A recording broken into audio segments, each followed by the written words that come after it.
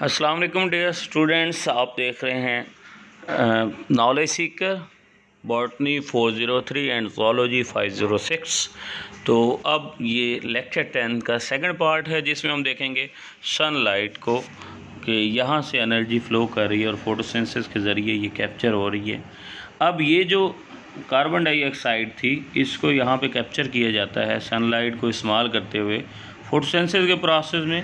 Photosynthesis के बाद इसको ऑर्गेनिक कार्बन में यानी कि C6H12O6 में कन्वर्ट कर दिया जाता है, जो कि मुख्तलिफ कंपाउंड में कन्वर्ट होती है। जैसा कि आप जानते हैं, इसमें सबसे इम्पोर्टेंट जो है वो है ग्लूकोज है, सक्रोज़ है, फ्रक्टोज़ है।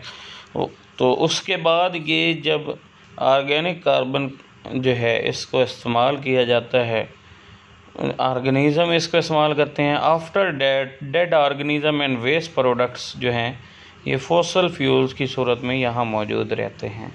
अब ये फॉसल फ्यूल्स को रूट्स इस्तेमाल करती हैं और फिर प्लांट की क्या होती है, रेस्पायरेशन, और कार्बन डाइऑक्साइड वापसी एयर में आ जाती है। अब एयर से दोबारा प्लांट इसको फिक्स करते हैं। उसके बाद यहाँ पे ये फैक्ट्रीज़ का भी इसमें बताया हुआ है, ऑटो एंड फैक्ट्री इमिशंस। तो यहाँ से जब फैक्ट्री के अंदर मुख्तलिफ़ केमिकल्स को इस्तेमाल किया जाता है तो यहाँ पे भी कार्बन डाइऑक्साइड खारिज होती है, जो कि वापसी फिर प्लांट इसको इस्तेमाल कर सकते हैं। इसलिए कहा जाता है कि प्लांट्स जो हैं ये पोल्यूशन को रिड्यूस करते हैं, क्योंकि ये एयर में मौजूद कार्बन डाइऑक्साइड को इस्तेमाल करके उसकी जो इमिशन होती है उसको कंट्रोल करते हैं और मिनिमाइज़ कर देते हैं, ताकि कम से कम पोल्यूशन हो। Then coming to next, carbon in the atmosphere. Carbon exists in the Earth's atmosphere primarily as the gaseous carbon dioxide, although it is very small percentage of the atmosphere. It plays a vital role in supporting life. Carbon जो है ये हमारी तकरीबन वो कहता है 0.03% atmosphere के अंदर मौजूद है। तो लाजमी बात है बेटा, अगर फोटोसिंथेसिस नहीं होगी तो लाइफ नहीं होगी। तो इसलिए कहा जाता है कि ये लाइफ के लिए बहुत इंपॉर्टेंट है। Other gases containing carbon in atmosphere are methane and chlorofluorocarbon. You know very well about methane and chlorofluorocarbons. Trees and other green plants convert carbon dioxide into carbohydrate during photosynthesis. अभी मैंने बताया release oxygen in the process, और वो oxygen हमारे लिए ज़रूरी है। The phytoplankton get their carbon from the atmospheric carbon dioxide dissolve in the ocean water. Phytoplankton क्या होते हैं? Microscopic floating organisms which can be plant like and animal like in the oceans. Then coming to the next, carbon in the biosphere. About half of the dry weight of the most living organism is carbon. Living organism का जो है वो कहते हैं more than 50% जो है वो उसमें कार्बन होती है। It plays important role in the structure, biochemistry, nutrients of the living organism. और उसकी सबसे बड़ी एग्जांपल तो यही है कि आप सेल वॉल को देखें तो वो पॉली हाइड्रेट्स और इस तरह से जनाब आप देख सकते हैं उसमें लिपिड बाइलेयर पर मुश्तमिल है, और लिपिड को अगर देखें तो सारा उसमें कार्बन ही है। तो अगर सेल वॉल और सेल मेम्ब्रेन में ये है तो इसका मतलब पूरे जिस्म में सेल हैं। तो बात तो फिर वहीं आ गई कि पूरा स्ट्रक्चर जो है वो कार्बन से बना हुआ है, और कार्बन से इसलिए बना हुआ है क्योंकि ये टेट्राहेड्रागोनल होता है और टेट्रावेलेंसी की वजह से ये बड़ा इंपॉर्टेंट होता है। उसके बाद living biome holds 575 gigatons of carbon, most of the which is food. Soil holds upwards of 2700 gigatons, mostly in form of organic carbon, which perhaps third that of are inorganic as calcium carbonate. Then autotrophs of the organisms that produce their own or compound using carbon dioxide from the air or water in which they live. So that was the importance of carbon in biosphere. Then in hydrosphere, ocean contains around 36,000 gigatons of carbon. gigatons, giga क्या है? ये एक आप जानते हैं prefixes में आता है, जिसमें आपने मेगा गैगा पढ़ा हुआ है, ठीक है जी। तो उसमें आपने देखा था गैगा किसे कहते हैं? 10 की पावर,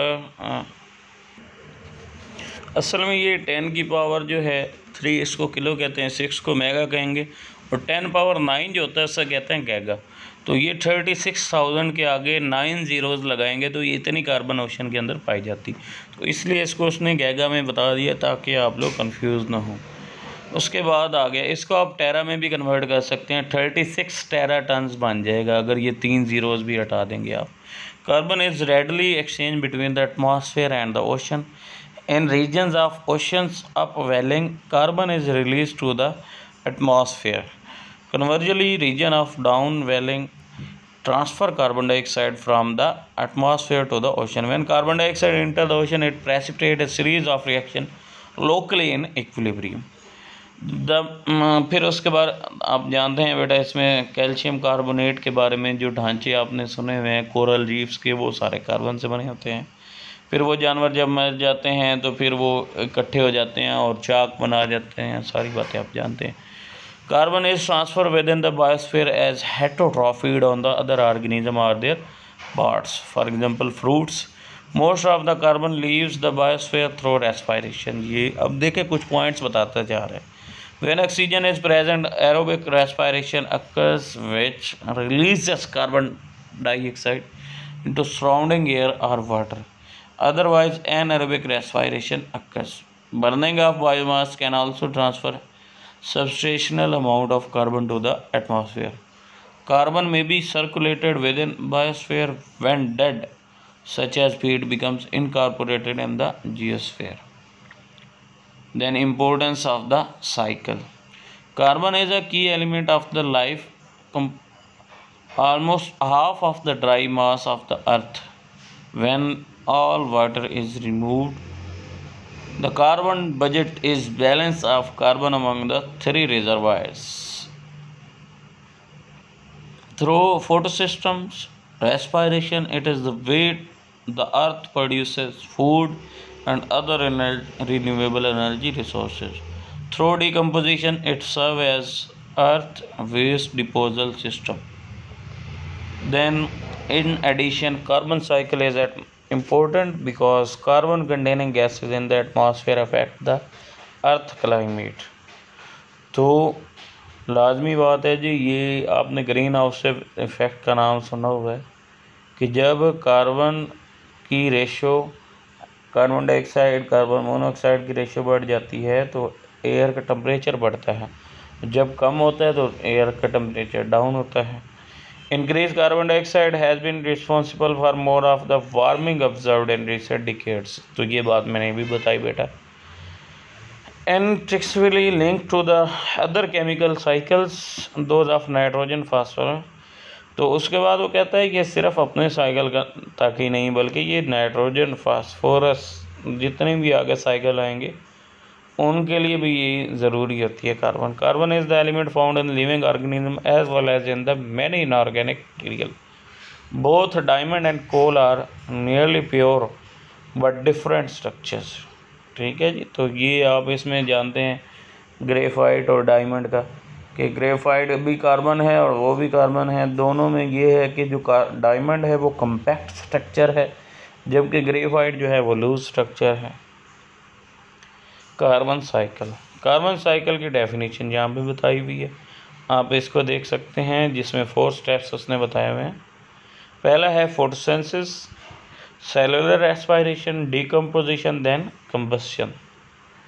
तो किसी हद तक ये आप यहाँ पे भी देख सकते हैं, सन से फोटोसिंथेसिस हो रही है, फोटोसिंथेसिस से रेस्पिरेशन हो रही है, फिर उसके बाद जो जानवर इसको खा रहे थे उसकी डीकम्पोजिशन होगी और आखिर में फिर कंबस्शन होकर ऊपर उठ जाएगा।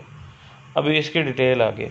फोटोसिंथेसिस में क्या है, ये चीज़ें तो बेटा बहुत ही इजी हैं। लाइट एनर्जी, कार्बन डाइऑक्साइड, तो इसमें फोटोसिंथेसिस, ऑक्सीजन बाहर निकल गई, वाटर नीचे से मिला, खुराक बन गई। ये फोटोसिंथेसिस पहला प्रोसेस। दूसरा, the process of organism taking glucose and oxygen into the energy required for their process. Mitosis and active transporter, running, eating, mice, ये सारी इसमें आ जाएंगी। ठीक है जी, तो पहला फोटोसिंथेसिस हो गया, दूसरा रेस्पिरेशन, तीसरा है decomposition, process by way tissues of dead organism break down into simpler forms, return carbon to the soil. तो ये गलने सड़ने के बाद चीज़ें सॉइल को मिल जाएंगी। उसके बाद है next combustion, a chemical reaction producing noticeable light and heat।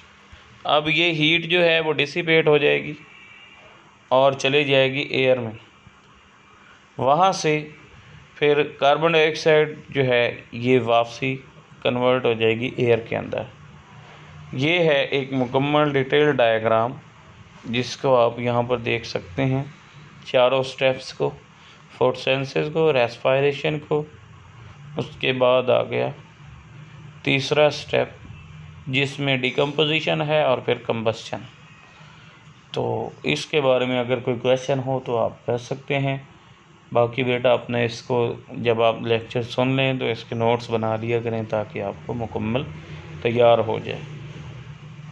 At least आप अगर हैंड आउट भी बना लें तो वो भी काफ़ी होते हैं। ठीक है बेटा, अल्लाह हाफिज़।